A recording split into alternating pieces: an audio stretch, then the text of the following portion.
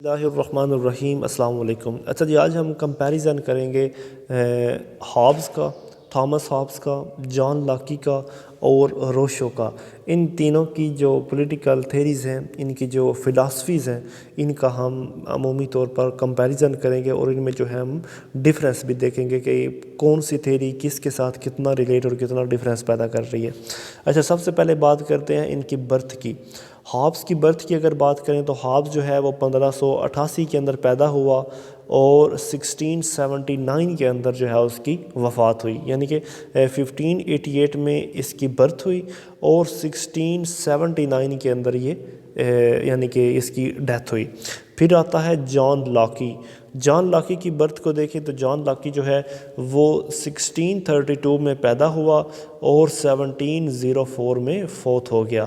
جان لاکی جو ہے وہ 1632 میں پیدا ہوا اور 1704 کے اندر اس کی ڈیتھ ہو گئی۔ پھر آتا ہے روشو۔ روشو کی اگر یعنی کہ پیدائش کی بات کریں تو روشو 1712 کو پیدا ہوا اور 1778 کو یہ فوت ہو گیا۔ روشو 1712 کو پیدا ہوا اور 1778 کو اس کی ڈیتھ ہو گئی۔ اچھا جی، اب بات کرتے ہیں ان کی اسٹیٹ آف نیچر کی، کیونکہ ان کی اسٹیٹ آف نیچر جو ہے یہ تینوں نے ریپریزنٹ کی ہے، لہٰذا ہم تینوں کی اسٹیٹ آف نیچر کو الگ الگ طور پر جو ہے ہم دیکھیں گے۔ سب سے پہلے بات کرتے ہیں ہم تھامس ہابس کی اسٹیٹ آف نیچر کو۔ تھامس ہابس کہتا ہے کہ جو میری اسٹیٹ آف نیچر تھی اس کے اندر، یعنی کہ اسٹیٹ آف نیچر یہ وہ اسٹیٹ آف نیچر ہے جب انسان سوشل کانٹریکٹ کرنے سے پہلے اس ایسی صورتحال میں تھا کہ جس وقت لا قانونیت تھی، یا مطلب جس وقت وہ ایک کانٹریکٹ میں نہیں تھا، یا جس وقت ایک پولیٹیکل سوسائٹی کا قیام عمل میں نہیں آیا تھا، تو اس وقت انسان کس طرح کی زندگی گزار رہے تھے۔ اس کے اوپر تینوں فلاسفرز کے آئیڈیاز جو ہیں وہ مختلف ہیں۔ مثلاً تھامس ہابس کہتا ہے کہ جو اسٹیٹ آف نیچر تھی وہ دراصل ایک اسٹیٹ آف وار تھی۔ اس کے اندر انسان جو ہے وہ جنگ کی صورتحال میں تھا، نہ کوئی انصاف تھا، نہ کوئی کسی کا کوئی حقوق تھا، نہ کوئی رائٹ تھا، نہ کوئی رانگ تھا۔ لہٰذا جو انسان کی زندگی تھی وہ بالکل تنہائی میں تھی، نیسٹی میں تھی، وہ بالکل گندا تھا، غریب تھا، بروٹش تھا، ظالم تھا، جابر تھا۔ وہ اپنا حق بچانے کے لیے یا اپنے آپ کو روٹی کھلانے کے لیے وہ دوسرے لوگوں کو قتل کرتا، مارتا، پیٹتا، دوڑتا۔ تو یہ جو تھی یہ مطلب اسٹیٹ آف نیچر تھی تھامس ہابس کی۔ اب بات کرتے ہیں لاکی کی۔ لاکی کیا کہتا ہے اسٹیٹ آف نیچر کے بارے میں؟ لاکی کہتا ہے کہ جو اسٹیٹ آف نیچر تھی وہ دراصل اسٹیٹ آف گڈ ول تھی، یعنی کہ لاکی جو کہتا ہے وہ بالکل تھامس ہابس کے خلاف کہتا ہے۔ لاکی کہتا ہے کہ جب انسان اسٹیٹ آف نیچر میں تھا تو وہ ایک بالکل گڈ ول میں تھا، وہ میوچل اسسٹنس میں تھا، وہ ایک دوسرے کی مدد کرتے تھے، وہ امن کے ساتھ رہتے تھے، وہ اسٹیبلٹی کے ساتھ رہتے تھے، ان میں کوئی جنگ وغیرہ نہیں ہوتی تھی، کوئی کسی قسم کا ڈس آرڈر نہیں تھا۔ لہٰذا ان کی جو اسٹیٹ آف نیچر تھی وہ یعنی کہ نیچر آف لا کے تحت وہ ریپریزنٹ ہو رہی تھی، یعنی کہ وہاں پر انسان کے قانون تو نہیں تھے لیکن وہاں پر قدرت کے بنائے ہوئے قانون جو ہیں وہ امپلیمنٹ پھر بھی ہو رہے تھے۔ اچھا جی، اب بات کرتے ہیں روشو کی مطلب اسٹیٹ آف نیچر کی۔ روشو کیا کہتا ہے؟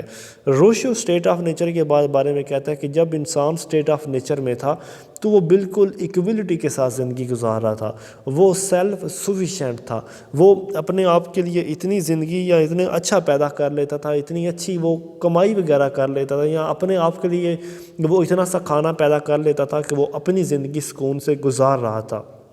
لیکن روشو کہتا ہے کہ جب انسان کے پاس پرائیویٹ پراپرٹی کا کنسیپٹ آیا تو اس وقت انسان کے جو ہے مطلب مختلف قسم کے جھگڑے اور کانفلکٹ جو ہے وہ بننا شروع ہو گئے۔ کیونکہ انسان جو ہے وہ جیلس ہو گیا۔ انسان جو ہے مطلب اسٹیٹ آف نیچر میں جب اس وقت وہ باہر نکلا تو وہ جیلسی کی صورت میں چلا گیا، اور صرف اس وجہ سے کیونکہ وہ وہاں پر پرائیویٹ پراپرٹی کا کنسیپٹ آ گیا تھا۔ یہ تو تھی ان تینوں کی اسٹیٹ آف نیچر کا ڈیفرنس۔ اب بات کرتے ہیں نیچرل رائٹس کا، یعنی کہ جب انسان اسٹیٹ آف نیچر میں تھا تو اس وقت اس کے جو نیچرل اس کے حقوق ہیں، اس کے یعنی کہ پیدائشی حقوق ہیں، ان کی کیا حیثیت تھی؟ थॉमस हॉब्स कहता है کہ انسان کے جو اسٹیٹ آف نیچر کے اندر جو اس کے نیچرل رائٹس تھے وہ اس کی پاور کے اوپر ڈیپینڈ کرتے تھے. جو جتنا پاورفل ہوگا اس کے رائٹس اتنے ہی زیادہ ہوں گے، جو جتنا کمزور ہوگا اس کے رائٹس اتنے ہی کمزور ہوں گے. لہٰذا انڈیویجول کی جتنی زیادہ اسٹرینتھ ہوگی، جتنی زیادہ پاور ہوگی، اس کو اتنے ہی زیادہ نیچرل رائٹس دیے جائیں گے. جان لاکی کیا کہتا ہے؟ جان لاکی کہتا ہے کہ جو نیچرل رائٹس ہوتے ہیں وہ انسان کو اس کی پیدائش کے ساتھ ہی دیے جاتے ہیں. یعنی کہ اسٹیٹ آف نیچر کے اندر جب انسان پیدا ہوا، یعنی کہ سوشل کانٹریکٹ کرنے سے پہلے، تو اس وقت جو اس کے رائٹس تھے، جو اس کے نیچرل رائٹس تھے، وہ اس کے پاس آلریڈی موجود تھے. مثلا اس کو رائٹ آف لائف تھا، اس کو رائٹ آف پراپرٹی بھی تھا، اور اس کو رائٹ آف لبرٹی بھی تھا. یہ انسان کے نیچرل رائٹس ہیں اور یہ اس کو پہلے دن سے ہی دیے گئے تھے. اب روشو کیا کہتا ہے؟ روشو کہتا ہے کہ اسٹیٹ آف نیچر کے اندر لا، یعنی کہ اسٹیٹ آف لا کی کیا حیثیت تھی، یا مطلب نیچر آف لا کی کیا حیثیت تھی. تو وہ کہتا ہے کہ انسان اسٹیٹ آف نیچر کے اندر بالکل فری تھا، وہ تمام قسم کے رائٹس کو انجوائے کر سکتا تھا، اس کے پاس ہر قسم کا حق تھا، اس کے پاس تمام قسم کے فنڈامنٹل رائٹس جو ہیں وہ موجود تھے. اچھا جی، اب بات کرتے ہیں ہم سوشل کانٹریکٹ کی. تھامس ہابز سوشل کانٹریکٹ کے بارے میں کیا کہتا ہے؟ تھامس ہابز کہتا ہے کیونکہ انسان جو ہے وہ اسٹیٹ آف وار میں تھا ایک دوسرے کے ساتھ، لہٰذا انسان یہ چاہتا تھا کہ وہ کسی نہ کسی طرح امن قائم کرے ایک دوسرے کے ساتھ. لہٰذا ہابز کہتا ہے کہ انسان کو یہ خواہش پیدا ہوئی کہ وہ کیوں نہ اپنے آپ کے ساتھ، اپنے دوسرے لوگوں کے ساتھ امن کا معاہدہ کر لے. لہٰذا اس امن کے معاہدہ کرنے کے لیے ان کے پاس دو اصول تھے. نمبر ون یہ اصول تھا کہ سب کو یہ حق حاصل ہے کہ وہ امن کے ساتھ رہے، اور امن یعنی کہ پیس کو وہ فروغ بھی دے، یعنی کہ سب کو یہ حق حاصل ہے کہ وہ ایک دوسرے کے ساتھ امن کے ساتھ رہیں. نمبر دو، سب لوگوں کو یہ حق حاصل ہے کہ وہ آزادی حاصل کریں، وہ یعنی کہ لبرٹی کے ساتھ رہیں، یعنی کہ وہ دوسرے لوگوں کے لیے بھی لبرٹی چاہیں جس طرح وہ اپنے لیے لبرٹی چاہتے ہیں، جس طرح وہ اپنے لیے اصول وغیرہ وہ پسند کرتے ہیں. لہٰذا ان چیزوں کی بنیاد کے اوپر یہ فیصلہ کیا گیا کہ ایک کانٹریکٹ جو ہے وہ سٹیزنز کے درمیان ایک کانٹریکٹ ہوگا، جس کے تحت جو پاور ہے، جو سوورنٹی کی پاور ہے، وہ ہینڈ اوور کی جائے گی کسی ایک انسان یا کسی ایک باڈی کے ہاتھ میں. اور یہ جو پاور ہوگی اس کو ہم سوورنٹی کہیں گے. یہ جو سوورنٹی ہوگی یہ ایبسولیوٹ پاور اس کے پاس ہوگی، اس کے پاس پاور جو ہے وہ ان لمیٹڈ ہوں گی. یہ سوورنٹی جو ہے وہ ایک انسان بھی ہو سکتا ہے، ایک گروپ بھی ہو سکتا ہے، اور اس کی جو پاورز ہوں گی یہ اومنی پوٹنٹ ہوگی، یعنی کہ سوورنٹی جو ہے وہ ہر جگہ پہ ہوگی، وہ اومنی کمپیٹنٹ ہوگی اور وہ اومنی سکینٹ ہوگی. یعنی کہ سوورنٹی جو ہے وہ آل ان آل ہوگی. جو پاور جو ہوں گی، جو ڈیلیگیٹ کی جائیں گی، جو لوگ امن کے لیے اپنی پاورز کو ایک رولر کے ہاتھ میں دے دیں گے، تو وہ جو رولر ہوگا ساری کی ساری پاورز کو ایکسرسائز کرنے کے اختیارات اس کے پاس ہوں گے. تو یہ تھا سوشل کانٹریکٹ تھامس ہابز کا. اچھا جی، اب لاکی کیا کہتا ہے؟ لاکی کہتا ہے کہ جب انسان اسٹیٹ آف نیچر میں تھا اور پھر اس نے سوشل کانٹریکٹ جو ہے وہ کرنا تھا، تو اس سوشل کانٹریکٹ کے تحت انسان نے فیصلہ کیا کہ وہ مطلب دو قسم کے اصولوں کو مد نظر رکھے گا.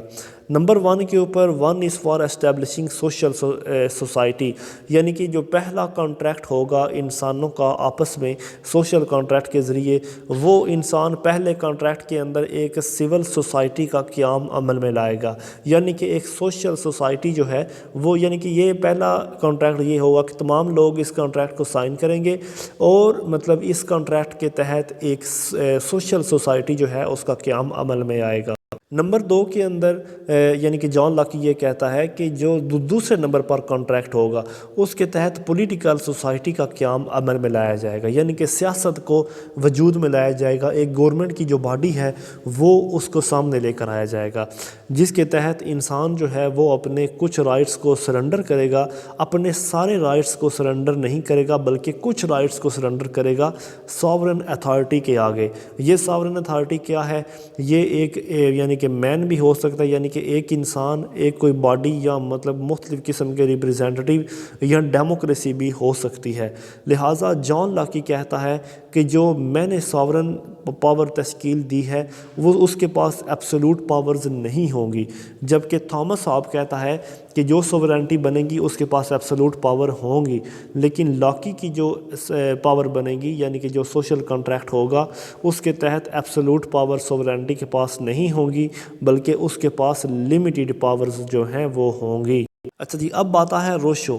روشو کیا کہتا ہے کہ جو سوشل کانٹریکٹ ہوگا اس کے تحت جو پولیٹیکل سوسائٹی بنے گی وہ ایک سوشل کانٹریکٹ کے ذریعے ہی بنے گی۔ روشو کہتا ہے کہ یہ سوشل کانٹریکٹ کے ذریعے ایک پولیٹیکل سوسائٹی کا قیام عمل میں لایا جائے گا، اور جو ساورن یعنی کہ ساورن پاورز ہوں گی وہ اس پولیٹیکل سوسائٹی کے ہاتھ میں ہی ہوں گی، اور یہ جو ساورن پاورز ہوں گی یہ with the consent of all members of society اس پولیٹیکل پاور کو ڈیلیگیٹ کر دی جائیں گی۔ یعنی کہ روشو کہتا ہے کہ جب انسان سوشل کانٹریکٹ کے اوپر اکٹھا ہو جائے گا تو پھر ایک پولیٹیکل پاور جو ہے اس کا قیام عمل میں لایا جائے گا۔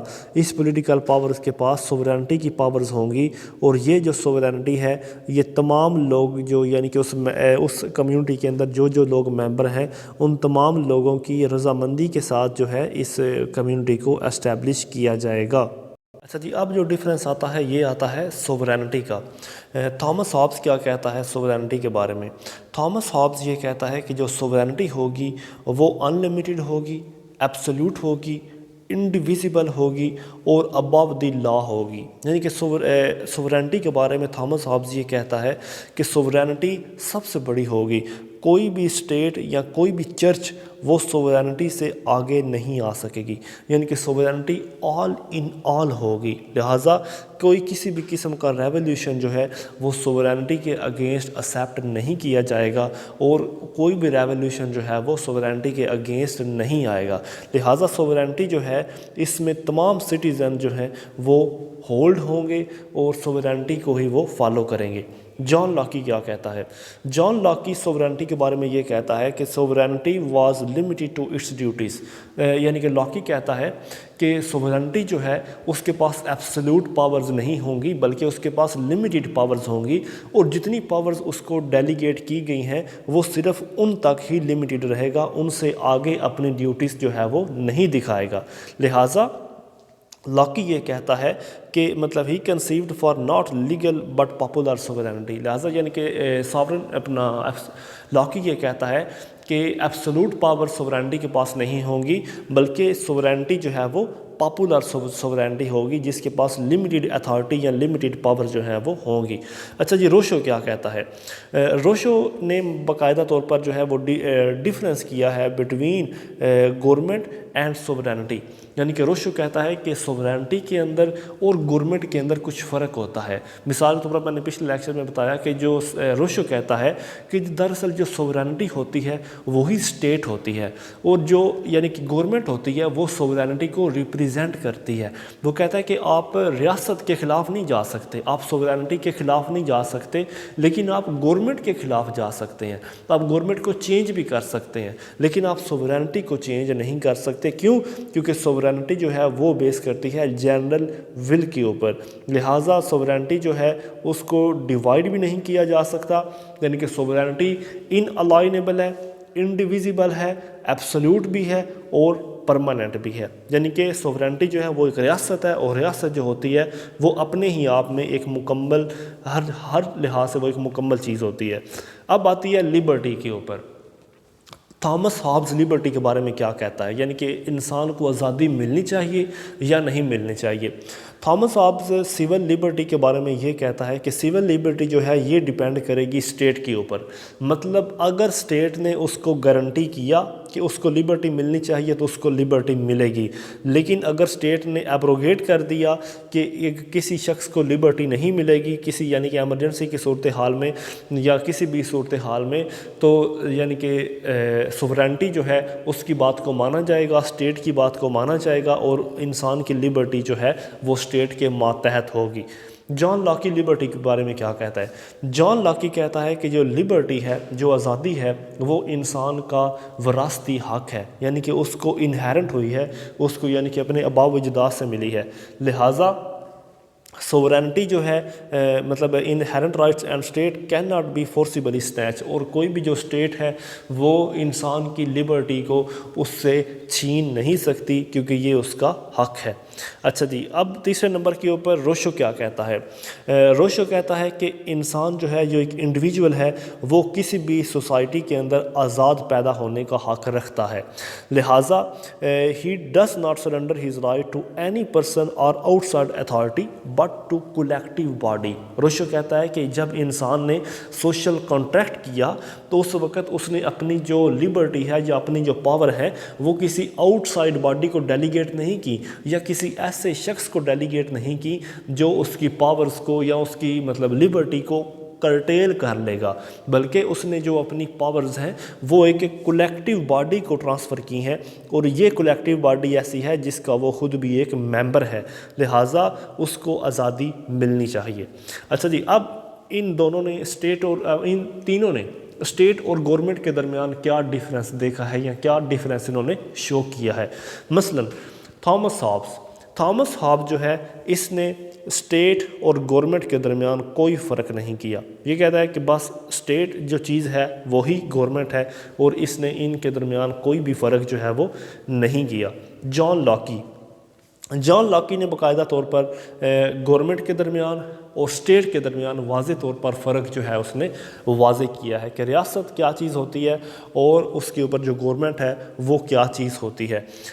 عمومی طور پر جو لاکی یہ کہتا تھا کہ ایک کانسٹیٹیوشنل گورنمنٹ ہونی چاہیے، لمیٹڈ کانسٹیٹیوشنل گورنمنٹ ہونی چاہیے، مطلب آئین کے مطابق چلنے والی گورنمنٹ ہونی چاہیے، ایسی گورنمنٹ ہونی چاہیے جس کے قوانین، جس کے اصول، ضوابط اور پرنسپلز وغیرہ پہلے سے ہی ڈیفائن کیے گئے ہوں ریٹن فارم کے اندر، اور جو بھی گورنمنٹ وغیرہ آئے گی وہ ان قوانین اور ان آئین کے مطابق، کانسٹیٹیوشن کے مطابق ہی جو ہے اس چیز کو فالو بھی کرے گی۔ اور اسی چیز کو مد نظر رکھتے ہوئے آج کے کئی موجودہ جو ماڈرن کانسٹیٹیوشنز ہیں، جس طرح امریکن ہے، پاکستانی کانسٹیٹیوشن ہے، فرنچ کانسٹیٹیوشن ہے، وہ اسی چیز کو فالو کرتے ہیں، اور وہ لاکی کی اسی چیز سے ہی انفلوئنس ہوئے ہیں کہ جو لاکی نے اسٹیٹ اور گورنمنٹ کے درمیان اس نے ایک ڈفرینس جو ہے وہ قائم کیا ہے۔ اچھا، یہ تیسرے نمبر پر آتا ہے روشو نے بھی باقاعدہ طور پر گورنمنٹ اور اسٹیٹ کے درمیان اس نے بھی ڈسٹنکشن دی ہے۔ روشو کیا کہتا ہے؟ روشو یہ کہتا ہے کہ مطلب اس نے باقاعدہ طور پر اسٹیٹ اور گورنمنٹ کو ایبسلیوٹ پاورز تو دی ہیں، لیکن وہ یہ کہتا ہے کہ گورنمنٹ جو ہے وہ ایجنٹ آف دی اسٹیٹ ہے، یعنی کہ وہ سب آرڈینیٹ ہے۔